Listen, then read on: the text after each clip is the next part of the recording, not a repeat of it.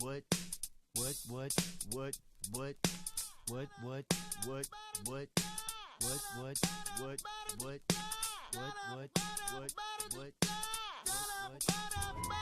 The creator of the game is Supercell. The company was founded in Finland in 2010. They are responsible for the hit games Boom Beach, Heyday, and Clash Royale. Supercell is valued at over $5.5 billion. Although these games are free to play, or freemium, players can make in-game purchases to give them the edge that they need to dominate their opponents. Clash of Clans rakes in about $5 million every day. Today, the company has a staff of over 250 employees. The crazy thing about all of this is that Clash of Clans has about 30 million active users, but the team that runs the game only consists of about 15 people. The workload may be insane, but the payout is pretty freaking sweet. Surprisingly, the game earns most of its revenue from the top 10% of players. Elite players know that the only way to stay on top is to shell out some big bucks. Players are incentivized to pay for wall upgrades, gold, elixir, and expensive archer towers, because if they leave their bases unattended in real time, other players can come along and attack them while they're away, losing trophies and resources. A Clash of Clans player named Panda spent over $7,000 in a single month, and at one time, top Clash of Clans player Jorge Yao spent $250 a week on gems.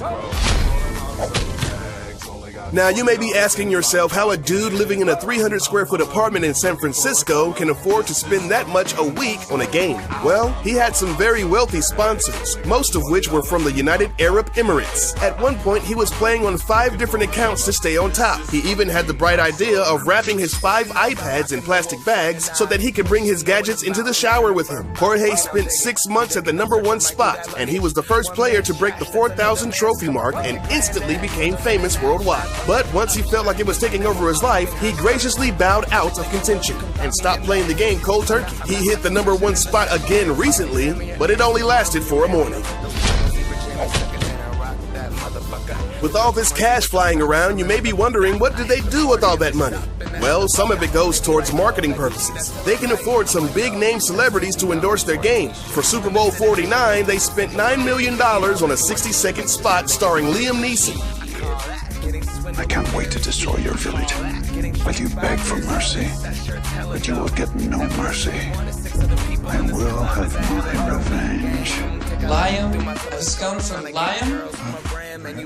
This ad was the most watched commercial on YouTube in 2015. At the time of this video, it has around 117 million views. Supercell even got Christoph Waltz, the Bond villain himself, to play in a series of commercials. One even featured the late-night sensation James Corden. But not only do celebrities appear in their commercials, they also play the game. Jeremy Lin, Daniel Craig, and Mr. T, just to name a few. Oh, and don't forget about John Cena! But seriously, he does play. Speaking of Mr. T, Supercell is obviously fans of the Fool Pitier himself. So much so that the Pig Rider is modeled after him. The distinctive mohawk and beard is a dead giveaway. The only difference is the voice. You got me!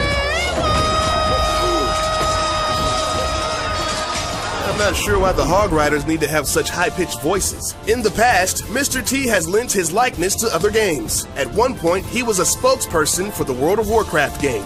I'm Mr. T and I'm a Night Elf Mohawk. What's your game? Another highly beloved character of the game is the Pika. This seemingly unstoppable force has the strongest armor of any elixir-based troops and the highest damage of any normal unit in the game. The letters P-E-K-K-A don't officially stand for anything in particular. Supercell held a Facebook contest in August of 2012 to see who could come up with the best written-out name for Pika, as judged by the number of likes. The name, Perfect Enraged Knight Killer of Assassins, was the winner. But what is a Pika? A knight? A samurai? A robot? No one knows. But the mysterious and dangerous Pika is a girl. On one of the loading screens, there's a tip that reads, "The armor on Pika is so heavy that spring traps do not work on her." Now, some may say that calling a Pika a her is the same as christening a ship as a she. But honestly, at the end of the day, it doesn't matter what gender Pika is. It's still badass.